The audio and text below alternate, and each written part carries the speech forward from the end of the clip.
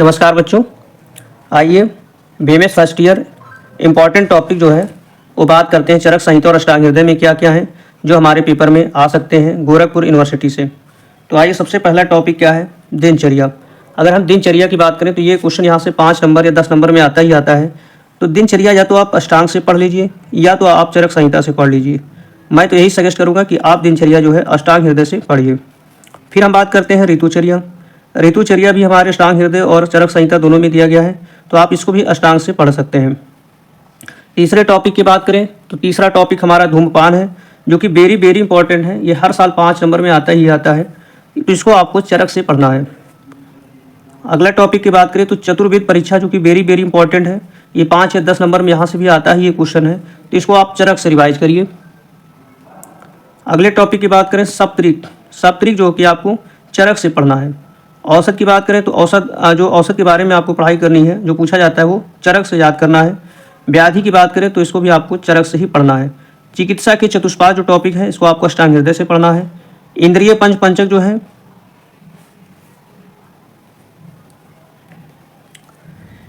चिकित्सा के चतुष्पाद आपको अष्टांग हृदय से पढ़ना है। इंद्रिय पंचक आपको चरक से पढ़ना है। पादांशी क्रम आपको चरक से पढ़ना है। व्यायाम आपको चरक से पढ़ना है। आधारणीय वेग आप अष्टांग से पढ़िए। धारणीय वेग चरक से पढ़िए। हंसोदक अष्टांग से पढ़िए। और महाकषाय में जीवनीय दीपनीय महाकषाय आपको पढ़ना है, क्योंकि 5 नंबर में ये भी पूछा जा सकता है। इसके अलावा लेप एक वेरी इंपॉर्टेंट टॉपिक है। लेप का वर्णन करते हुए इसके प्रकार लिखिए, इसको आपको चरक से पढ़ना है। लेप क्या होते हैं, लेप कितने प्रकार के होते हैं, इसको आप पढ़ सकते हैं, 5 नंबर में आ सकता है, इंपॉर्टेंट टॉपिक है। त्रिसूत्र क्या है, इसको आप चरक से पढ़िए। हेतुलिंग औसत ज्ञानम। द्विविध उपक्रम चिकित्सा इंपॉर्टेंट टॉपिक है, आप इसको अष्टांग से पढ़िए। धातु के क्षय वृद्धि आपको अष्टांग से पढ़ना है। त्रिसूत्र आपको चरक से पढ़ना है। हेतुलिंग औसत ज्ञानम। द्विविध उपक्रम चिकित्सा आपको अष्टांग से पढ़नी है। धातु की क्षय और वृद्धि अष्टांग से पढ़नी है। वीर आपको अष्टांग से पढ़ना है। ओज आपको अष्टांग से पढ़ना है। और अजीर्ण, अलसक, बी सूचिका, अनुपान की परिभाषा, अनुपान की गुण, ये आपको अष्टांग से पढ़ने हैं। यहाँ पे हम बात करते एक बार फिर हम आपको रिवाइज करा दें। अजीर्ण जो होता है या अलसक या बी सूचिका, अनुपान, इसमें से 5 नंबर में एक क्वेश्चन एग्जाम में आता ही आता है, हर साल आता है, तो आप इन टॉपिक को रिवाइज करिए। अगले टॉपिक की बात करें तो अगला टॉपिक आपको पढ़ना है मधु के गुण और उनके भेद, ये आपको अष्टांग से पढ़ना है। तक्र के गुण एवं निषेध अष्टांग से पढ़ना है। चिकित्सा के चतुष्पाद अष्टांग से पढ़ना है। रस तथा रस के कार आपको अष्टांग से पढ़ना है। और 652 विरेचन योग चरक से पढ़ना है।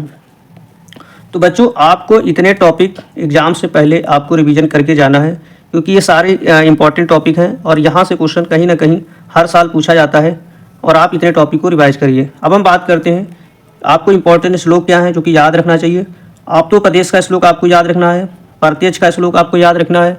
व्यायाम का श्लोक आपको याद रखना है। धूम्रपान का श्लोक याद रखना है। आधारणीय वेग का श्लोक याद रखना है।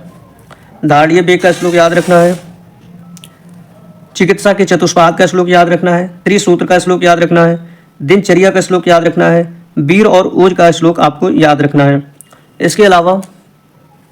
इसके अलावा कुछ इंपॉर्टेंट फ्लो चार्ट हैं जो आपको याद रखने, जो आपको पेज भरने में आपकी हेल्प करेंगे। जैसे द्विविध उपक्रम चिकित्सा का फ्लो चार्ट याद करिए।